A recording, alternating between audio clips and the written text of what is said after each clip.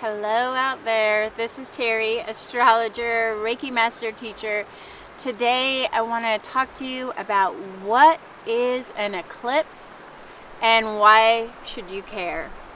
When I first started studying astrology, I like to say I started studying astrology, I was probably in my diapers reading my mom's Linda Goodman Sun Signs. I wonder if any of you know that Linda Goodman book. She was such a beautiful astrologer and I read all of her books. I love Linda Goodman. She's a really great read if you're starting out in astrology. If anyone is starting out, I know so many of you have asked me to teach more classes about astrology, and it's something I'm thinking about doing. But when I first started studying it, there were so many of these transits and squares and sextiles and trines, and I didn't know what that meant, and a yod. Oh my gosh, I spent years figuring out the yods. Yods are like your destiny calling, and eclipses are also destiny calling. And I just want to do a really simple video here to tell you what is an eclipse and how it can affect your life depending where it shows up. And I am recording this in 2022 as we are entering the Eclipse Portal, and I just did a whole bunch of videos about that. But I want to just leave this here so that anytime we're having an eclipse, anyone can find this video and learn more about eclipses. And when the sun and moon come together to form a solar eclipse, the sun, from the perspective of our planet Earth, from our own perspective, the sun becomes veiled by the moon. And we lose our precious solar light energy. If you've ever seen a total solar eclipse, it is the most magnificent thing. I was lucky enough to be right at the heart of the solar eclipse here in Central Oregon. I believe it was 2016 solar eclipse in Aquarius. And when that moon eclipsed the sun and took away the sun's light, it literally got as dark as night in the middle of the day. It was so magical. And then all these little lunar shadows showed up on the ground beneath us, and everywhere there were shadows of little moons. It was so incredible. If you've ever been lucky enough to see a solar eclipse, a total solar eclipse in action, it's really something to see. But energetically, the moon is debilitating the sun's solar energy, the sun's power. And when that sun is debilitated, we can feel energetically debilitated too. We can have exhaustion, depression, lack of motivation, and just feeling down. And so it's really nice if you pay attention to astrology and you know these eclipses are coming, then you know if you're suddenly feeling down, maybe it's because the sun, our solar energy, has been debilitated. And this is what I love about astrology, is it helps you align with the astrological, the celestial transits that are happening, that are affecting us, whether you know it or not. And when you know it, you can be prepared for the feelings that are going to come up, and then you can heal yourself.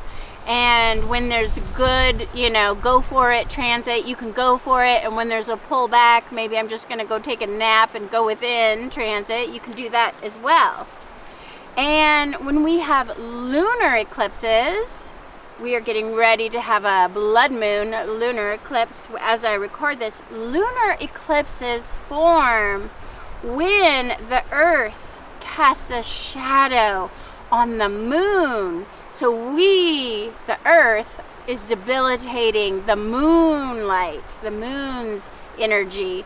And I think of the sun as that yang, get things done energy. And the moon is more of that yin, intuitive, feminine, dreamy energy. And when the Earth casts a shadow on the moon, Then we can have some debilitated lunar energy effects, like not being able to know. We lose our knowing, we lose our intuition, we're not sure of our direction. We can have confusion. And some cultures and religions have said that you should never gaze upon an eclipse, whether it's a solar eclipse or a lunar eclipse, because they hold that debilitating energy. And kings and queens and even children of yore would go into hiding for fear of the threat of an eclipse. So there is a lot of this negativity that surrounds eclipse. They're very ominous, and I don't fear eclipses, but I do see them as powerful portals of change. And you may have a friend who went through an eclipse and they had this quantum leap change, and you went through that same eclipse and nothing happened for you. And you think, why is that? And it really depends where the eclipse is showing up in your astrological chart, and if it's affecting your personal planets, your sun, moon, your rising, especially if it's affecting your north node of the moon or your south node of the moon, or if you're having a north node return and then you have an eclipse in your north node. Holy smokes, that is powerful. And I had a north node eclipse experience myself. I just want to share it as a teaching experience of what can happen when you're in your north node transit, and then lo and behold, the eclipse cycle comes through, as it does when you're in your north node cycle. And this typically happens when we're in our mid 40s going into our 50s. 44 years old, 45, 46 seems to be when most people experience their north node. And I am doing an eclipse astrology sale right now for just $88. You can find out where the current eclipse falls in your astrological chart. And if you are between the ages of like 44 and 48, might be a good idea, because this eclipse that we're having might be affecting you. But for me, I was having my north node in Aquarius transit return, and I felt compelled to move to Central Oregon. That's when I moved to Bend, right when I started my north node in Aquarius. And turns out Bend, Oregon is an Aquarius town. So it really was the Aquarius calling me to the Aquarius town. And I was called to work for the community, because that's what a north node in Aquarius has to do. That's every north node gives you a soul mission. And I like to say it's like your soul is stationed in the soul military, and it's something that you have to do. And it has all these great soul lessons that come with it, and it just comes like a quantum leap. It's almost out of your control. It's like, you're going over here, you're going to do this now. And that's what happened to me. I was perfectly happy living in Seattle. I had a booming massage practice there, and suddenly Spirit was like, nope, you got to go. You got to move to Bend. And I heard the call, and I went, and I came to Bend in Aquarius town in my Aquarius north node. And then we had this incredible solar eclipse that I got to witness. And right at that moment, I kept seeing these little flicker feathers. Everywhere I go, there'd be a flicker feather on the sidewalk, a flicker feather in the forest. And every time I picked up a flicker feather, I felt called to create a magazine for the healing community, because there were so many healers I was meeting in Bend, and all the healers seemed to be called to Central Oregon at this time. And it was right at the time of this total solar eclipse that I just realized I have to start a healing community and a magazine for other healers to promote themselves, because I had moved my massage practice to Bend.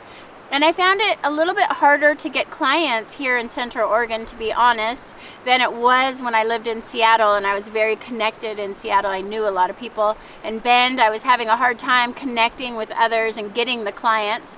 And I started this health magazine, and all of that came out of the Eclipse portal that was directly influencing my North Node transit in Aquarius. In fact, I didn't know as much about North Nodes then as I do now, because right when I moved to Central Oregon, I took a workshop. It was a week-long workshop at a Druid resort retreat, and we were focused on North Node transits. And I thought, I don't know enough about North Node transits. And sure enough, I was having my North Node transit when I signed up for the class to learn about North Node. My teacher used me as an example. It was like, this is a clear example of a North Node transit.